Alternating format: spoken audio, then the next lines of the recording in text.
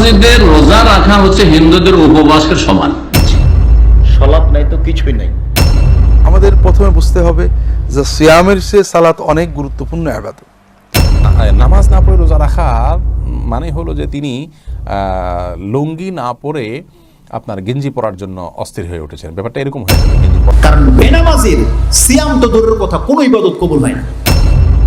যারা আধা নামাজি বেনামাজি, ওদের রমজান মাসে রোজা হচ্ছে হিন্দুদের উপবাসের মতো। হিন্দুরা উপবাস করে, হিন্দুরা ওদের রোজাকে কি বলে? উপবাস বলে। তো বেনামাজিদের রোজা রাখা হচ্ছে হিন্দুদের উপবাসের সমান। কারণ যে নামাজ পড়ে না সে তার ইমানকে ভঙ্গ করে। কুফরের অবস্থা কোনো আমল কবুল হয় না। কুফরের অবস্থায় কোনো আমল কবুল হয় না। ভালো করে শুনবেন, ফজরের নামাজ পড়েন না, সাহারি খেয়ে রাত 12টায় শুয়ে গেলেন আর রোজা রাখলেন, 4 ওয়াক্ত নামাজ পড়েন, কি আশা করছেন আল্লাহর কাছে? বঞ্চিত হতভাগা। কোনো আশা করেন না আপনি, এই আশা করে লাভ নেই আপনার। ইসলামকে বুঝুন আর বুঝে পালন করুন। আর জাতিগত ইসলাম, দেশে যেটা পেয়েছি সেটাই ইসলাম, ওই ইসলাম পালন করে নাজাত পাওয়া যাবে না। শিখতে হবে। ইসলাম হচ্ছে জ্ঞানের দিন, দিনুল ইলম, জ্ঞান অর্জন করার দিন, ইলমের দিন, আর আমলের দিন, আর অনুসরণ ফলো করার দিন। ফলো করতে হবে ওহী, ফলো করতে হবে কোরআন এবং সুন্নাহ। আপনার বাপ দাদাকে ফলো করলে হবে না যে আমার বাপও আধা নামাজি ছিল, আমি ওই রকম আধা নামাজি। আমার বাপ দাদা দেখি ওই রকম অনেকে চাচা আছে, ও ফজর পড়ে না তো আমিও পড়ি না। আমার বড় ভাই ফজর পড়েন, আমিও পড়ি না। ও রোজা রাখে, আমিও রাখি। এইরকম ধর্মকর্ম করে জান্নাত পাওয়া যাবে না। জ্ঞান হাসিল করতে হবে, ওহীর জ্ঞান, কোরআন এবং হাদিসের, এবং তা ফলো করতে হবে। ইত্তাবে মা ইউহা ইলাইকা, যা ওহী করা হচ্ছে তা ফলো করতে, অনুসরণ করতে হবে। আমরা কোরআন এবং হাদিস অনুসরণ করতে হবে, ইলম হাসিল করতে হবে এবং সেই অনুযায়ী জীবন করতে হবে, ইসলাম পালন করতে। সেটা হচ্ছে ইসলাম। আকুল খান জানতে চেয়েছেন, কেউ যদি ফরজ সালাত আদায় না করে রোজা রাখে, তার রোজা রাখার যৌক্তিকতা কতটুকু? তিনি রোজা রাখছেন, একটা ফরজ আদায় করতেছেন, এজন্য আমরা অবশ্যই তাকে অ্যাপ্রিসিয়েট করবো যে তিনি অন্তত একটা ফরজ আদায় করতেছেন। কিন্তু রোজা নামাজ না পড়ে রোজা রাখার মানে হলো যে তিনি লুঙ্গি না পরে আপনার গেঞ্জি পরার জন্য অস্থির হয়ে উঠেছেন। ব্যাপারটা এরকম হয়ে যাবে। গেঞ্জি পরাও দরকার, কিন্তু লুঙ্গি পরার তার চেয়ে বেশি দরকার। অতএব নামাজটাকে সবচেয়ে বেশি গুরুত্বের সাথে দিতে হবে, তারপর তিনি রোজার জন্য চেষ্টা করতে হবে।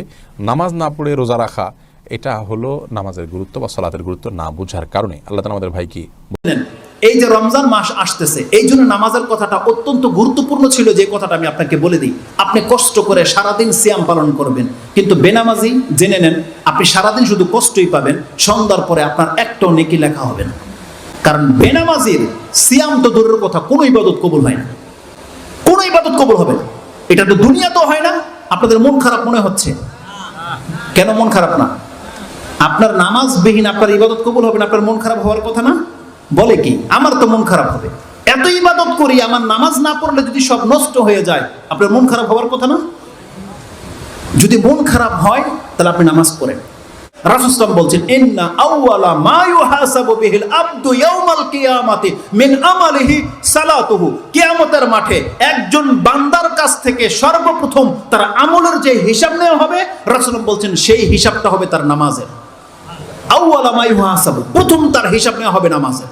রাসূল বলছেন, ইজা সালুহাত, যদি কোনো ব্যক্তি তার নামাজকে সংরক্ষণ হেফাজত করে রাখে, ফাকাদ আফলাহা ওয়া আনজাহ, সেই ব্যক্তি ফালাহ পেয়ে যাবে, সেই ব্যক্তি নাজাত পেয়ে যাবে, সেই ব্যক্তি নাজাত পেয়ে যাবে।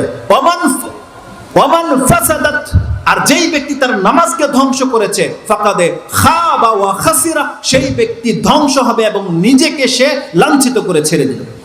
এটা ইমাম তিরমিজি এবং ইমাম নাসাই তাদের উভয়ে এই একই শব্দে উল্লেখ করে দিয়েছে যে যেই ব্যক্তি নামাজকে ধ্বংস করে দিয়েছে, কিয়ামতের মাঠে ওর কি ইবাদত, আগে কি করেছে, এটা জিজ্ঞাসা করা হবে না। এটা যেমন সিয়াম যত বড় ইবাদত হোক না কেন, আব্দুর রাজ্জাক সাহেব বলেছেন ইবাদতের জগতে সবচেয়ে দামি সিয়াম ইবাদত, তা হোক, কিন্তু বিচারের মাঠে যদি সালাত নামাজ না থাকে তাহলে কোনো ইবাদত থাকবে না, সব বাতিল। হজ থাকবে না, দান থাকবে না, সুবহানাল্লাহ থাকবে না, রমজানের সিয়াম থাকবে না, সবকে আল্লাহ এভাবে কেটে দিবেন যদি সালাত না থাকে। আল্লাহ রাসূল বলছেন, সালাত এমন একটি ইবাদত, তারপরে নির্ভর করে অন্য অন্য ইবাদত। সালাত এমন একটি ইবাদত যার উপরে নির্ভর করে অন্য অন্য ইবাদত। শোনো পৃথিবীর মানুষ, যদি তোমরা সালাত আদায় করো কবেলাত সালাত কবেলা সায়রা আমালিহি, তাহলে তোমার সালাত কবুল করা হবে, সব আমল কবুল করা হবে।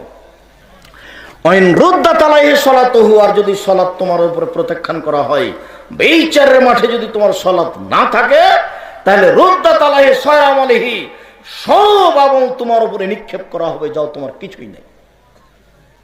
সালাত নাই তো কিছুই নাই। আমাদের প্রথমে বুঝতে হবে যে সিয়ামের চেয়ে সালাত অনেক গুরুত্বপূর্ণ ইবাদত। সালাত যিনি ইচ্ছা করে পালন করেন না, হাদিস শরীফে এবং কোরআনের বিভিন্ন আয়াতে তাকে কাফের বলা হয়েছে, কাফেরদের অন্তর্ভুক্ত করা হয়েছে। সাহাবায়ে কেরাম মুমিনকে কোনো পাপের কারণে কাফির মনে করতেন না, কিন্তু সালাত ত্যাগকারীকে তারা কাফির মনে করতেন।